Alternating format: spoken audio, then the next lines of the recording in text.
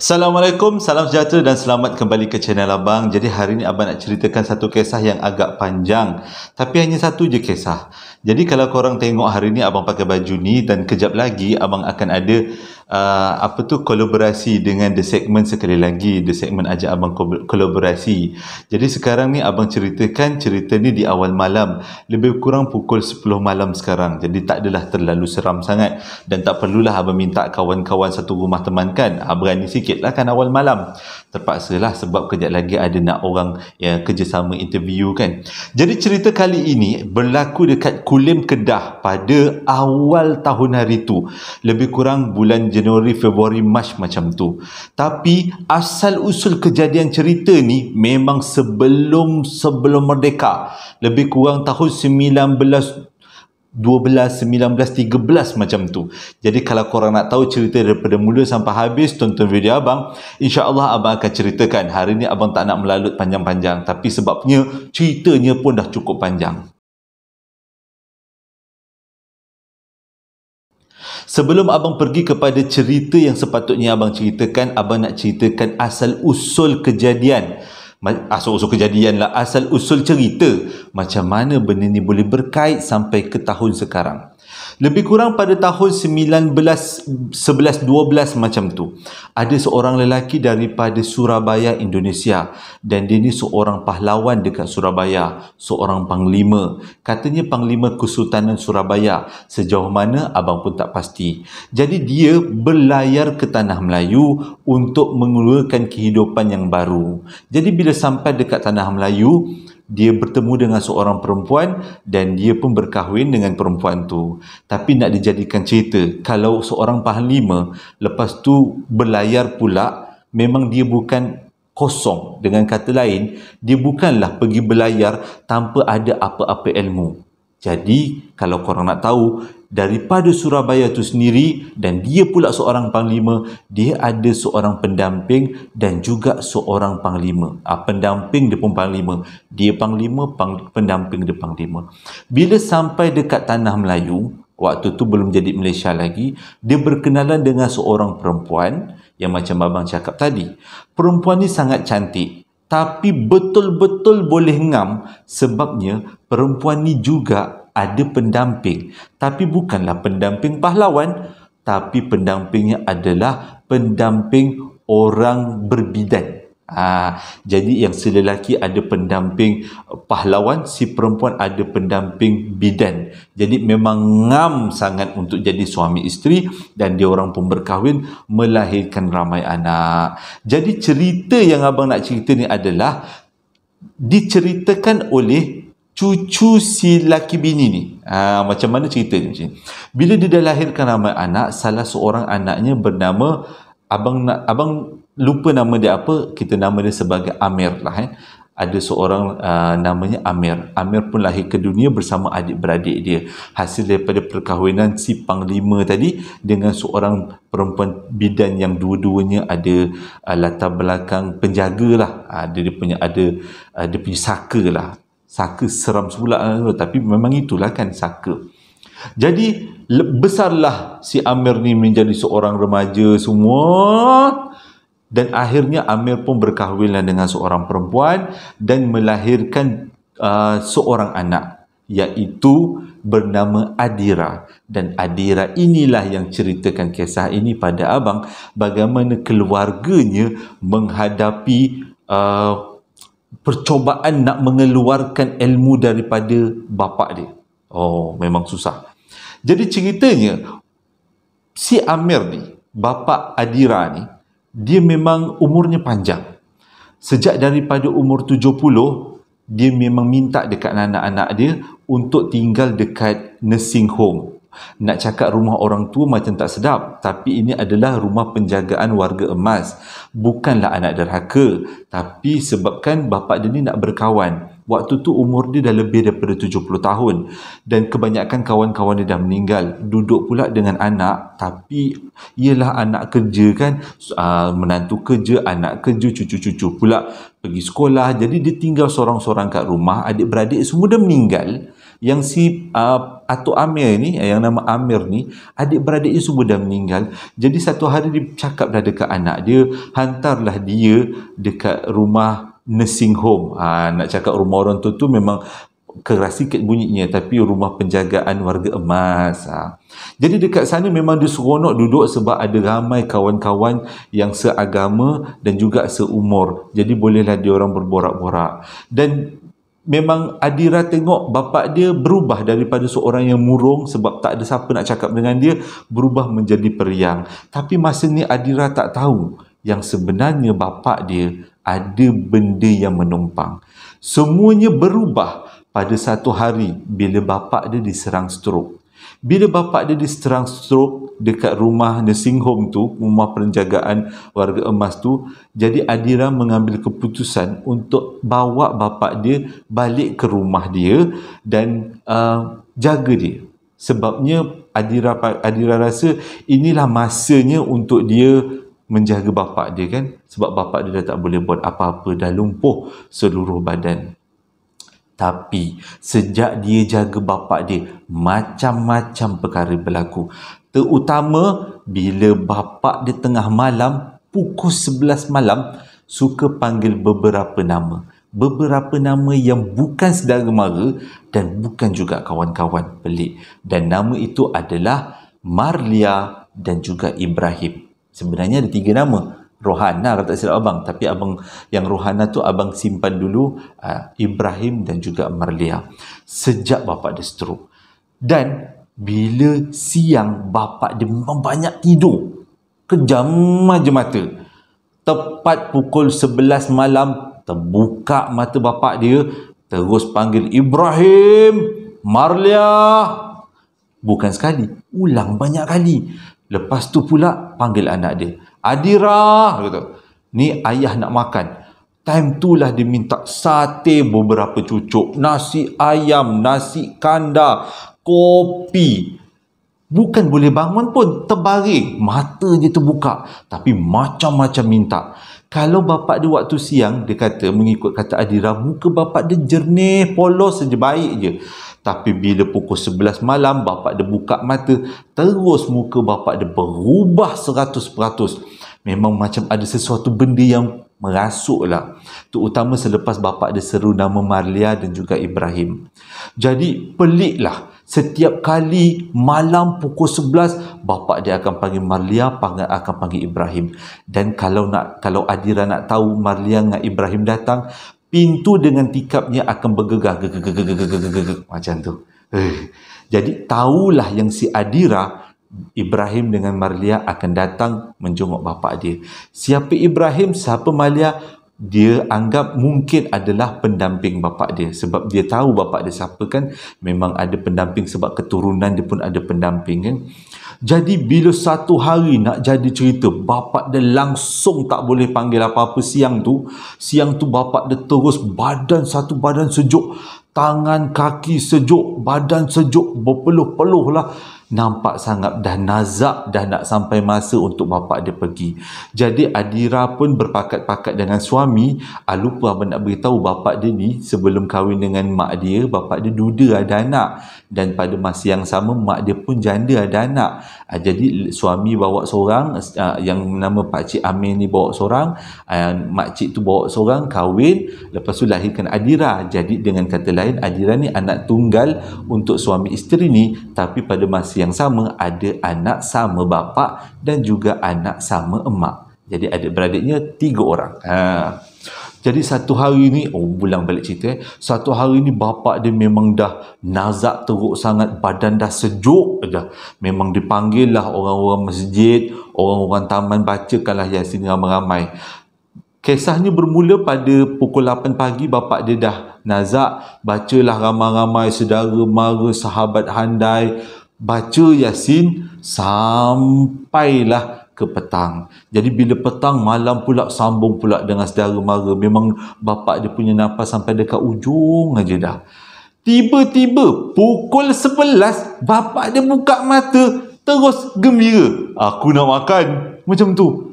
Dah, anak-anak kata, oh ini payah. Saudara mara pun cakap, ini payah, ini kena panggil orang ni bagi ubat, bagi buang segala-gala pendamping-pendamping ni. Lain macam ni benda Allah ni. Selagi dia tak dibuang pendamping-pendamping ni, selagi itulah bapak dia nazak-nazak nak meninggal tak jadi, nazak-nazak nak meninggal tak jadi, seksa badan. Jadi berpakatlah adik-beradik 3 orang yang Adira dan juga kakak satu mak, kakak satu ayah. Berbincanglah dia orang, suami isteri, kaum kerabat kan. Ni baru pukul 10 dengan selawat Jadi berbincang, dia orang kata dia orang akan panggil satu ustaz.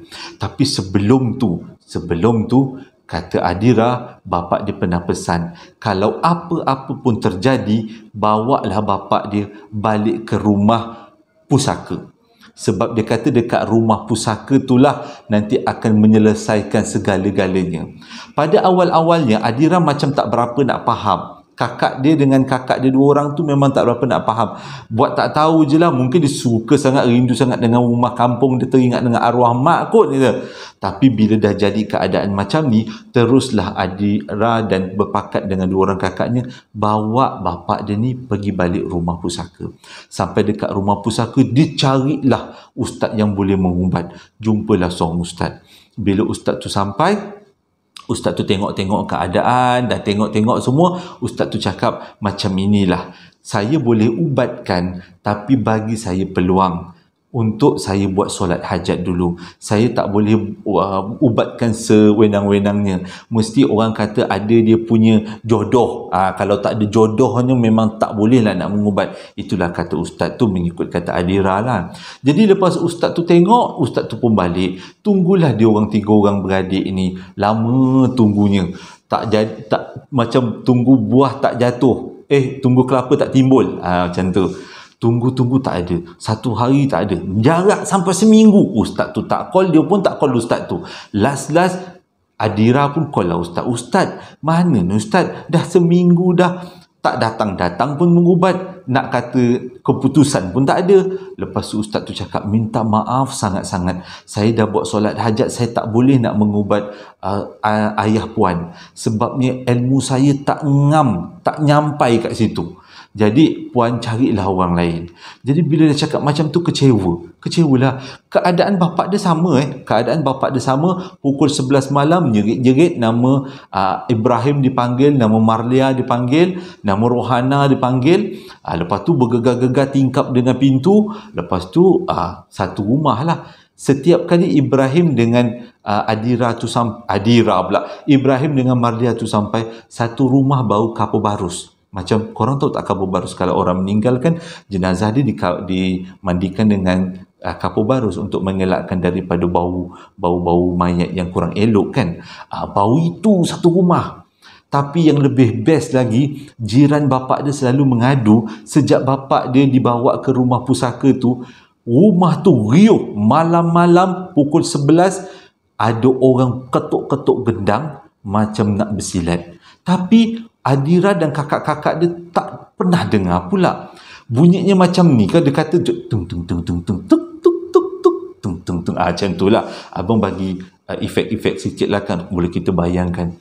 Dia kata jiran-jiran tetangga keliling riuh. Dia kata dengar bunyi ketukan gendang bersilat tu daripada rumah Atuk Amir ni, yang nama Amir ni.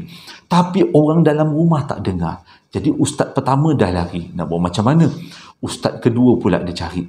Bila dah cari ustaz kedua pun datang. Nak jadi cerita, ustaz yang kedua ni memang duduk tak jauh. Dekat-dekat je jirannya. Ni kisah kat Kulim. Dekat-dekat je jirannya.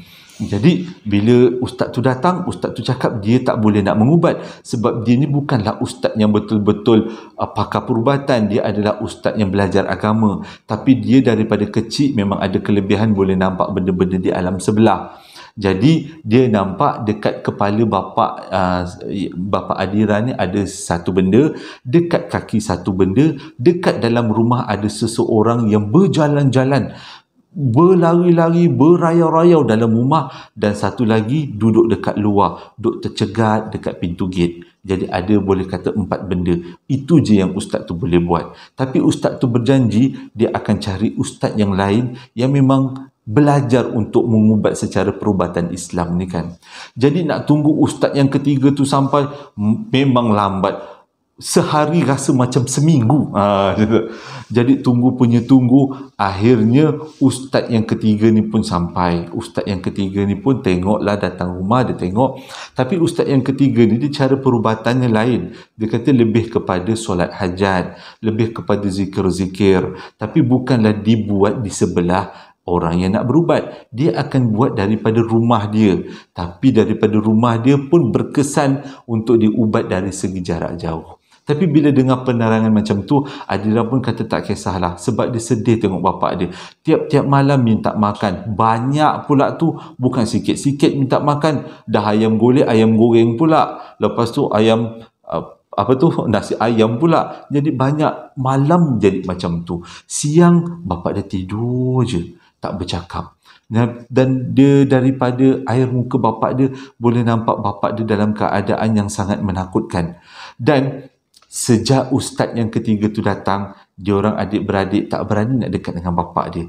Sebab lembaga-lembaga yang menjaga bapak dia di kiri dengan kanan tu, yang di atas kepala, bawah kaki, dekat luar rumah, dekat dalam rumah, makin jelas kelihatan. Kadang-kadang benda yang dekat kaki tu merangkak pergi dekat atas bapak dia. Lepas tu jelai-jelaikan lidah. Macam tu juga dengan benda yang ada dekat kepala bapak dia. Berjalan-jalan. Yang dalam rumah tu pula kan, dia kata berjalan-jalan dalam rumah kan, ustaz tu cakap, kali ni dia ekstrim sikit. Memanjat dinding dekat shilling, berjalan-jalan dekat shilling. Nampaklah, dia kata Adira dia tak boleh nampak terus tau. Dia macam nampak kelibat. Nampak macam ada benda dekat shilling. Macam tu. Ada macam beranda dekat belakang pintu.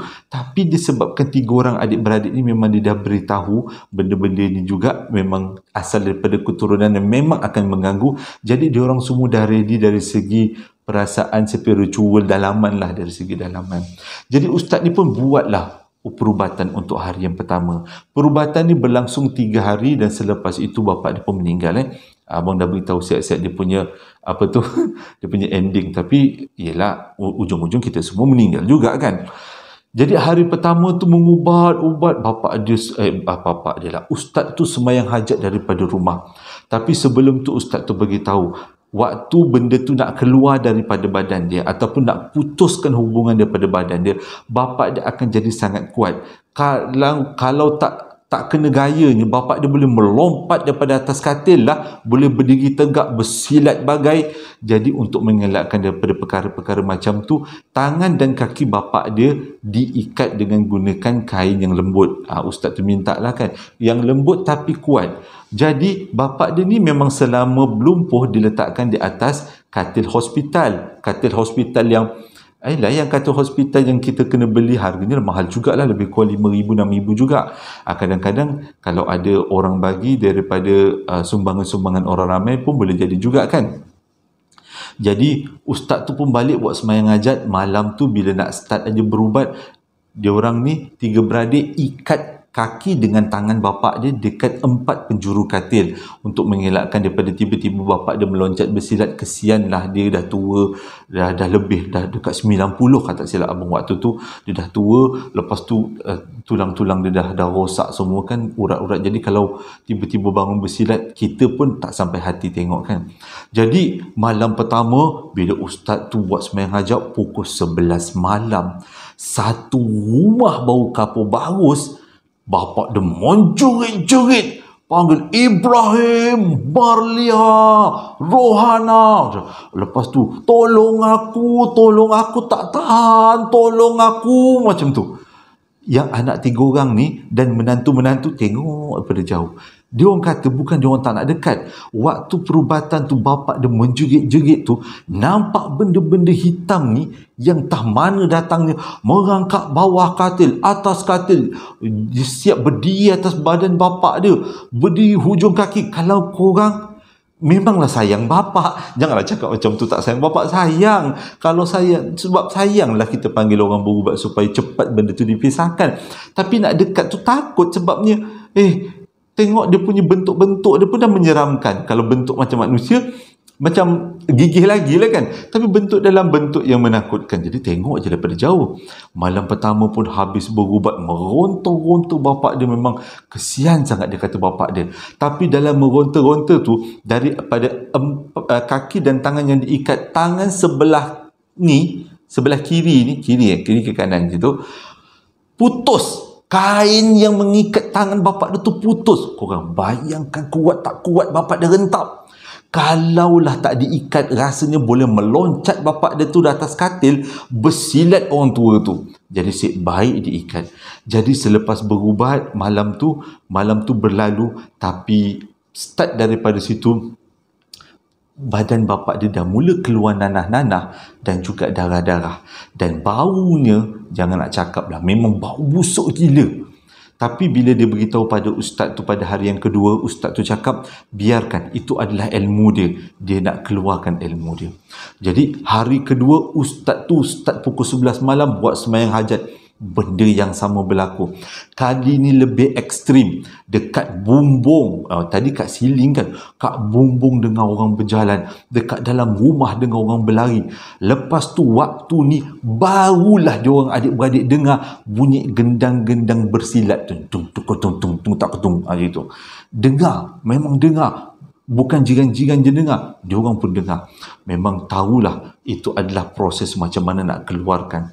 Jadi diorang tengok daripada jauh sambil baca Yasin, sambil berzikir, tolong-tolonglah bapak dia kan. Bapak dia tetap sama. Panggil Marlia, panggil Ibrahim, panggil Rohana, menjerit-jerit minta tolong. Tolong aku. Dan mengikut kata ustaz tu pula, yang ada dekat bapak dia ni ada 3 golongan saka. Saka pertama adalah yang bapak dia sendiri menuntut. Rupanya bapak dia ni pun memang suka menuntut benda-benda yang abang pun tak boleh nak cakap lah benda apa, tapi benda-benda begitulah kan. Faham-faham lah. Dan ada juga saka panglima daripada bapa dia sendiri, dan juga saka bidan daripada mak dia. Jadi bila tiga golongan saka tu ada pada satu badan, bukan senang nak keluarkan, memang susah. Tapi mengikut kata ustaz tu, di antara semua saka-saka yang ada satu saka yang daripada bapa dia, itu saka panglima. Orangnya segak, memang handsome, bergaya. Sebab itulah ikut kata Adira, bapa dia walaupun umur 90 tahun, rambut tetap banyak, tak ada uban, dan bapa dia tak ada kedut-kedut sangat, muka cantik, handsome sampai tua. Sebab saka yang daripada keturunan dia yang panglima tu memang segak orangnya. Okey, kita teruskan cerita. Jadi hari kedua pun berlalu. Hari ketiga, ustaz tu buat juga sembahyang hajat, dan kali ni makin banyak nanah yang keluar, dan makin bergegar tingkap dengan pintu, makin kuat bau kapur barus dekat dalam satu rumah. Busuk, bau jadi macam bau mayat tu kata.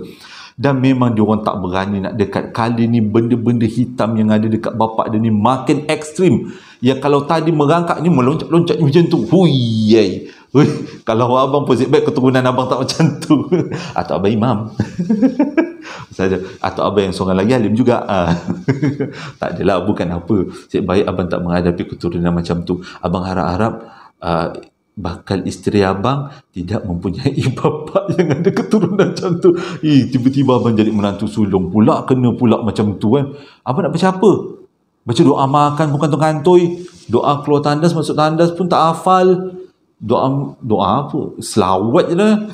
Tapi abang akan cek dulu lah. Kalau bakal bini abang ada yang begitu-begitu, tak jadilah kahwin. Tunggulah kita buanglah benda-benda tu dulu sebelum kita kahwin. Macam tu lah keadaan. Meranggut pula. Okey, balik pada cerita. Sorry. Okay, balik pada cerita. Hari ketiga, macam tu juga makin teruk. Tapi ustaz ni cakap, ada benda yang tak selesai. Saya kena pergi rumah tu, saya kena cari benda-benda yang tempat dia simpan saka-saka dia. Jadi carilah adik-beradik bertiga orang ni. Akhirnya jumpa dekat almari bapak dia 3 jenis pedang. Satu panjang, yang kedua second panjang, pendek sikit, yang ketiga pisau. Dan nak jadi cerita, dekat pedang tu semua ada tertulis nama Ibrahim dan juga ada tertulis nama Marlia. Dengan kata lain, Marlia dengan Ibrahim menompang dekat barang-barang ni. Ustaz ni cakap cara terbaik untuk cepat bapak dia ni lepas daripada ilmu ni, kita kena ambil benda ni dan saya akan buang. Dan ustaz pun ambil bungkus-bungkus dan ustaz tu pun bertolak pergi ke laut dan cempakkan kat tengah laut. Jadi ustaz pun balik dan sambung perubatan, dia kata sambung perubatan dan makin teruk dan akhirnya semuanya terputus, semuanya dapat dikeluarkan. Habis, tak ada dah lagi yang berjalan dekat siling, atas bumbung, duduk kat kepala katil, kaki katil, dah tak ada. Alhamdulillah. Sebabkan barang-barang yang tempat benda tu menumpang dah dibuangkan oleh ustaz tu. Memang syukur sangat-sangat. Dan pada hari ketiga proses perubatan tu, tiba-tiba pada waktu siang, kan tadi siang, selama siang bapak dia tidur kan. Pada waktu siang bapak dia buka mata, bapak dia tanya, mana anak-anak aku, dia kata. Lepas tu anak-anak dia pun mendekati lah. Bapak dia dalam keadaan air mata, bapak dia boleh cakap, terima kasih sangat-sangat. Itu je bapak dia cakap. Terima kasih sebab tolong ayah, dia kata, tolong bapak. Jadi anak-anak dia pun tahu sebenarnya selama tempoh bapak dia lumpuh, kalau tak silap abang lama bapak dia lumpuh. Dalam tempoh bapak dia lumpuh sampailah ke hari perubatan tu, hari tu rupanya selama tu juga bapak dia merana, sebab bapak dia sedar badan dia dah diambil alih dengan benda-benda Allah tu. Jadi selepas tu, selang beberapa hari, makin banyak keluar nanah dan darah daripada badan bapak dia. Tapi anak-anak dia dah tak takut lah, sebab dah tak ada benda-benda yang melintas-lintas, melompat-lompat tu semua. Dan anak dia lap bersihkan bapak dia setiap kali keluar nanah-nanah dan darah-darah daripada mulut, daripada hidung, daripada kulit, merekah-rekah, keluar nanah semuanya. Tapi Alhamdulillah, akhirnya bapak dia meninggal dunia di awal tahun hari tu. Terima kasih dah menonton video abang daripada mula sampai habis. Walaupun cerita kali ni agak simple, walaupun panjang sebenarnya, tapi abang kerat sikit. Abang tak cerita beberapa lagi part supaya tak naklah terlalu panjang. Cerita ni bagus sebenarnya, dia punya pengajaran. Kalaulah ada keluarga kita yang memang kita tahu ada mengambil benda-benda ilmu-ilmu kurafat ni, cepat-cepatlah kita minta dia putuskan. Sebabnya efek juga nanti, satu, benda tu boleh menurun pada anak cucu. Anak cucu yang tak tahu apa-apa tiba-tiba sakit teruk. Bila sakit teruk bawa ke hospital kata tak ada sakit. Lepas tu bawa pergi jumpa imam ke ustaz-ustaz, rupanya dia orang kata benda ni saka keturunan. Kan susah. Jadi cepat-cepatlah mana yang kita tahu tu putuskan. Tapi memang tak ada benda lain yang lebih baik daripada perubatan nak memutuskan tu menggunakan ayat-ayat Al-Quran, minta pertolongan kita kepada Allah Ta'ala kan. Jadi abang harap cerita kali ini memberi iktibar kepada kita semua. Hingga berjumpa lagi dalam posting abang yang akan datang. Assalamualaikum warahmatullahi wabarakatuh.